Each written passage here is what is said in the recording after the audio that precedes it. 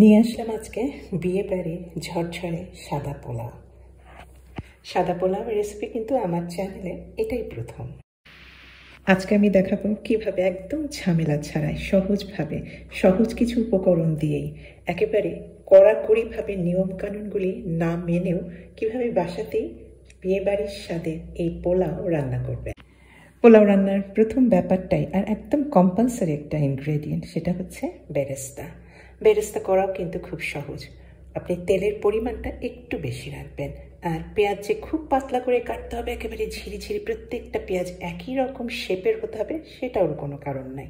আমি কিন্তু just normal যে পাতলা সেভাবে কেটে নিয়েছি আর ভাজছি। ভাজতে ভাজতে যখন বেশ ব্রাউন কালার চলে আসছে, এই সময় দিয়ে দিয়েছি কিছু কিশমিশ।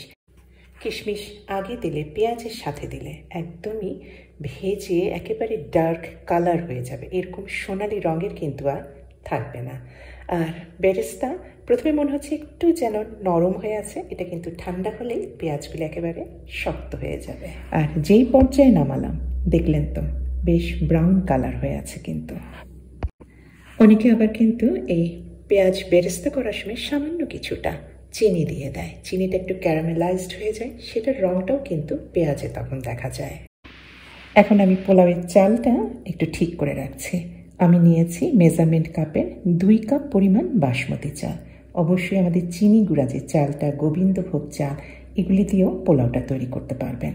আর পোলাওয়ের চালটা ভালোভাবে ধুয়ে নেব, যেন একদম যে ঘোলা পানিটা সেই পানিটা না থাকে। সেই পানিটা পর্যন্ত সম্পূর্ণ ধুয়ে নিলে তখন কিন্তু আপনার পোলাও হবে ধবধবে দুধের মতো সাদা।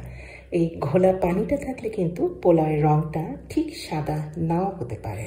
চাল কিন্তু ভিজিয়ে রাখবেন না, চাল পানিটা জাস্ট ঝরিয়ে রাখলেই হবে। এতে কিন্তু পানি কিছুক্ষণ পরে দেখবেন যে চালটা কিন্তু একটু লম্বা হয়ে গিয়েছে। ভিজিয়ে রাখলে যেটা হয়, চালটা একটু বেশি নরম হয়ে যায়, সেক্ষেত্রে পোলাও কিন্তু রান্না করার সময় ভেঙে যেতে পারে। এখন পোলাও রান্নাটা শুরু করব। বেরেস্তা করার যে তেলটা, সেই তেল দিয়ে কিন্তু রান্নাটা শুরু করব, কারণ এই তেলে বেরেস্তার গন্ধে ভরপুর। আমার 2 কাপ পরিমাণ চালের জন্য আমি নিয়েছি এখানে 6 কাপ পরিমাণ বেরেস্তার তেল। আর এখানে আপনার এর পর্যায়ে আমি এখন আর ঘি বা মাখন দিচ্ছি না, এটা আমি পরে দেব। কিছু গোটা গরম মশলাই দিয়ে দিচ্ছি, দারচিনি, তেজপাতা, ছোট একটা দিয়েছি স্টার আনিস, আর দিয়েছি কালো এলাচ। এই কালো এলাচটা কিন্তু অবশ্যই দিবেন, বড় কালো এলাচ যেটা। আর দিলাম সবুজ রঙের ছোট কালো এলাচ 2-3টার মতো লবঙ্গ, আর সামান্য কিছুটা একটু ভেঙে দিয়েছি জয়ত্রী। নাড়তে নাড়তে, খুব বেশি নাড়ানাড়ির দরকার নেই। আমি এখন দিয়ে দিলাম ভেজানো চালটা, পানি ঝরানো, আর তার সাথে দিয়েছি আদার পেস্ট। এখানে প্রায় 1 টেবিল চামচের মতো আদার পেস্ট আছে। আমি নাড়ছি মিডিয়াম হিটে রেখে। পানি ছড়ানো চালের মধ্যেও কিন্তু কিছুটা পানি আছে, সেই পানিটুকু জাস্ট আমি শুকিয়ে নিচ্ছি, ঝরঝরে করছি। আর ভালোভাবে ভেজে আমি দেখেছি এখানে আর কোনো পানি নেই, শুকনো হয়ে গিয়েছে। এখন দিয়ে দিলাম আমি পানি। এই যে পানির ব্যাপারটা, পানির ব্যাপারে সবাই একদম ঘেমে ওঠে। আমি প্রথমে দিয়েছি 2 কাপ চালের জন্য 3 কাপ পরিমাণ ফুটন্ত গরম পানি, আর দিয়ে দিয়েছি 2 টেবিল চামচ পরিমাণ শুকনা গুঁড়া দুধ, অর্থাৎ পাউডার দুধ। আর আরও স্বাদ করার জন্য এটা দিয়েছি অ্যালমন্ড গুঁড়া। আমার অ্যালমন্ড গুঁড়া মানে কাঠবাদামের গুঁড়া। কাঠবাদামের গুঁড়া যদি না থাকে, ভিজিয়ে রেখে 1 টেবিল চামচ কি 2 টেবিল চামচের মতো ব্যবহার করতে পারেন। আর এই পানি থাকতে থাকতেই আমি দিয়েছি 2 চা চামচের মতো লবণ। 2 কাপ চালের জন্য আমি এখানে দিয়েছি 3 কাপ পানি। টোটাল ধরা হয় সাধারণত 1 কাপের জন্য ডাবল, অর্থাৎ এখানে 2 কাপ চাল আছে, তার জন্য পানির পরিমাণ লাগতে পারে 4 কাপ পরিমাণ। তবে আমি কিন্তু সব একসাথেই দিইনি পানিটা। আমি দেখব যদি লাগে আমি পরবর্তীতে পানি অ্যাড করব। পানিটা কিছুটা টেনে এসেছে। আমি একটা পুরনো তাওয়া, লোহার তাওয়া গরম করে তার উপরে প্যানটা বসিয়ে দিলাম। দমে রান্না করব। দেখতেই পাচ্ছেন পোলাও কিন্তু এখনো বেশ পানি ভাবটা আছে। এই পানিটা টেনে নেব, এর মধ্যে পোলাওটা সেদ্ধ হতে থাকবে।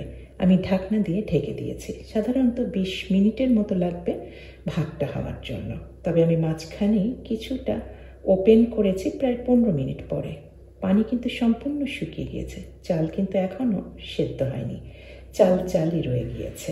একটা জিনিস দিতে ভুলে গেছি, লেবুর রস। লেবুর রস দিলে স্বাদটা হয়, আর একটা জিনিস হয় পোলাও ঝরঝরে। দেখবেন এরকমই আমি কিন্তু করব। আর এখন আবার আমি ঢেকে দিচ্ছি, অর্থাৎ খুব বেশি কড়াকড়ি নিয়ম কানুন মেনে এই পোলাও কিন্তু আমি রান্না করব না, কিন্তু হবে একদম বিয়েবাড়ির স্বাদের পোলাও, ঝরঝরে সাদা ধবধবে। 20 মিনিট পরে আমি ঢাকনা খুলে দেখছি পানি সম্পূর্ণ শুকনো হয়ে গিয়েছে, কিন্তু চাল কিন্তু এখনও প্রায় 10%-এর মতো সেদ্ধ হয়নি, 90%-এর মতো সেদ্ধ হয়েছে। এর জন্য এই পর্যায়ে আমি কিন্তু অ্যাড করে দিলাম আরও কিছুটা পানি। আমি টোটাল পানি দিয়েছি এখানে আরও আধা কাপের মতো। দেখলেন তো, পরে পানি দিলেও কিছুই হবে না।